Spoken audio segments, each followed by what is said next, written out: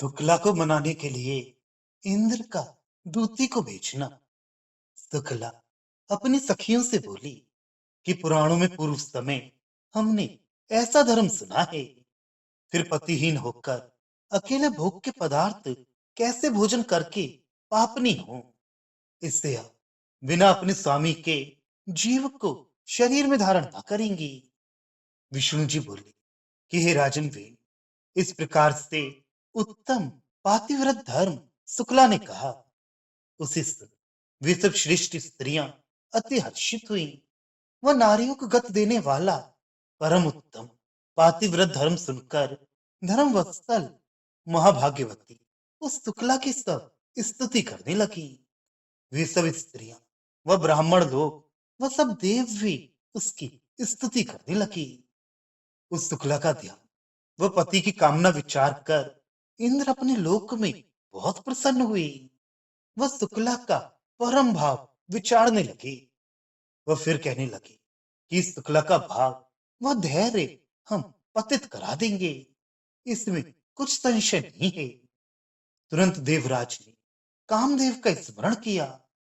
जैसे ही स्मरण किया कि पुष्प का धनवा हाथ में लिए कंदर वहां गया, अपनी प्रिया रति को भी संगी लाया। वह इंद्र को देखकर दोनों हाथ जोड़ सहस्त्राक्ष से बोला कि हे नाथ, इस समय मेरा स्मरण आपने क्यों किया?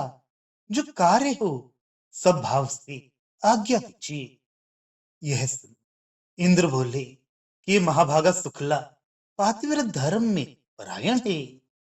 हे कामदेव, सुनो, वह इस विषय में उत्तम सहायता करो। इस महाभागा पुण्य मंगला शुक्ला को आकर्षित करो। इंद्र के वचन सुनकर काम ने कहा, देवराज, बहुत अच्छा, ऐसा ही करूंगा, इसमें संदेह नहीं है। हे देव देवेश, तुम्हारे कौतुक के अर्थ सहायता करूंगा। ऐसा कहे मुनियों से भी दुर्जय महातेजस्वी काम कहने लगा कि ऋषियों मुनियों सहित देवगणों को जीतने में मैं समर्थ हूं। फिर हे देव, कामनी को जीतने में क्या है जिसके अंगों में कुछ बल ही नहीं होता? क्योंकि हे देव, कामनियों के अंगों में मैं निवास करता हूं। मस्तक, कुछ, नेत्र व ग्रीवा के अग्रभाग में सदा रहता हूं। वह नाभि, कटी, पीठ, दोनों मोटी जांघों में और योनि मंडल में, ओष्ठ, दांत व कांखों में मेरा निवास रहता है, इसमें संदेह नहीं है। हे देव, नारी हमारा घर है, सदैव वहां हम बसते हैं और वहां स्थित होकर सब पुरुषों को निसंदेह मारते हैं। स्त्री स्वभाव ही से हमारे बाणों से संतप्त रहती है। पिता, माता और स्वजन, बांधव, रूपवान, गुणवान को देखकर हमारे बाणों से हत हुई चलायमान हो जाती है, इसमें संदेह नहीं है। विपाक की चिंतना नहीं करती है। वह इसी कारण से जब स्त्रियां किसी सुंदर पुरुष को देखती हैं तो उनकी योनि से बीज युक्त जल बहने लगता है। इससे ही सुरराज, उसमें कुछ भी धैर्य नहीं है। शुक्ला को मैं नाश कर डालूंगा। इंद्र बोले कि हे काम, धनी, गुणवान व रूपवान पुरुष हम होंगे। वह कौतुक से इसको चलायमान करेंगे। न काम से, न डर से, न लोभ से, न कारण से, न मोह से, न क्रोध से चलायमान करेंगे। ये हम सत्य सत्य कहते हैं। इसका बड़ा सत्य पतिव्रत हमको कैसे दिखाई देगा? इससे जाकर आकर्षण करूंगा, मोह ही इसमें कारण है।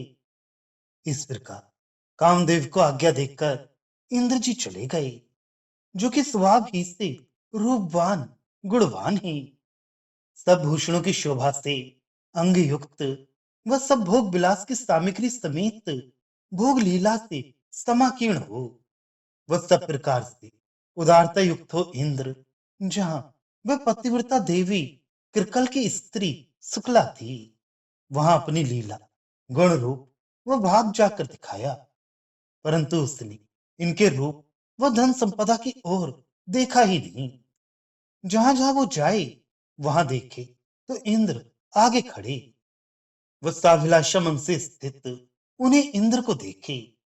इंद्र नाना प्रकार की काम चेष्टाओं को दिखाते हुए चौराहा व तीर्थ में जहां जहां वह देवी जाए वो दिखाई दें।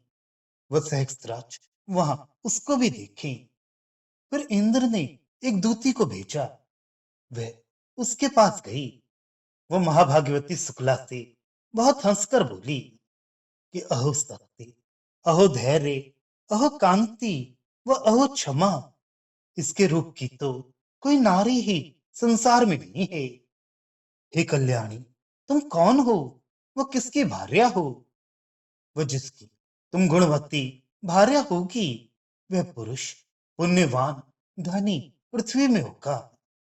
उसका वचन सुन वह मनस्विनी शुक्ला बोली कि वैश्य जाति में उत्पन्न धर्मात्मा सत्यवस्थल सत्य प्रतिज्ञ धीमान एक कृकल नाम महान भाव वैश्य हैं।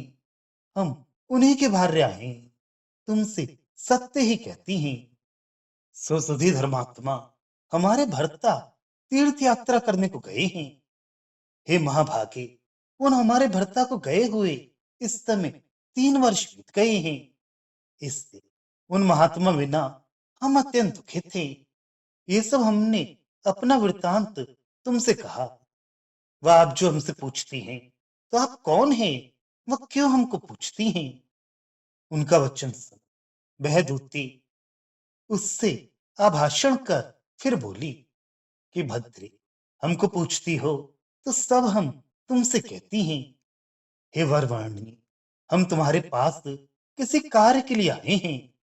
सुनो, हम कहेंगे वो सुनकर उसे धारण करो।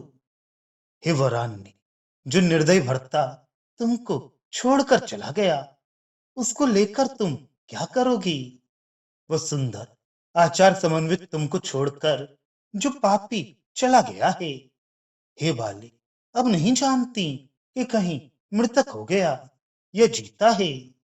वह जो हो तुम उस पापी का क्या करोगी? हमारी जान तो आप बिन प्रयोजन खेद करती हैं।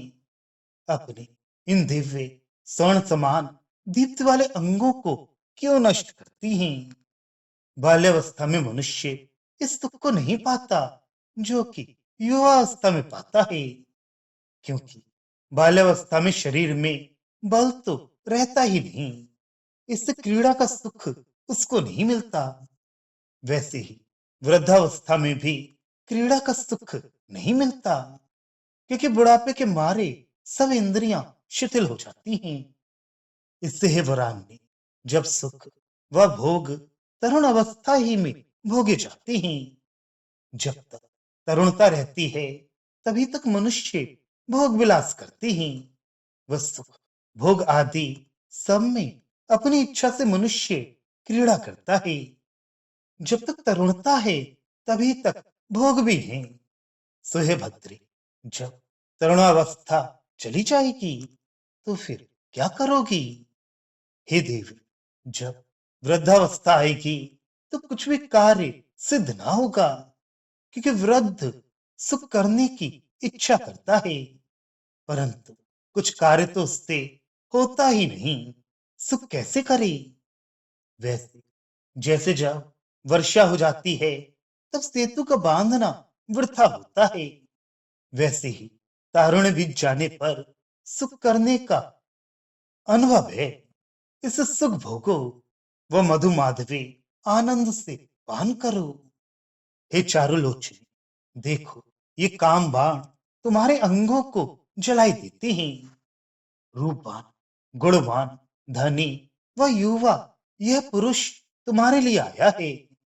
यह पुरुष सर्वज्ञ व पुरुषों में श्रेष्ठ है। वह वरवाणी तुम्हारे अर्थ तथा स्नेही के साथ रहना चाहता है।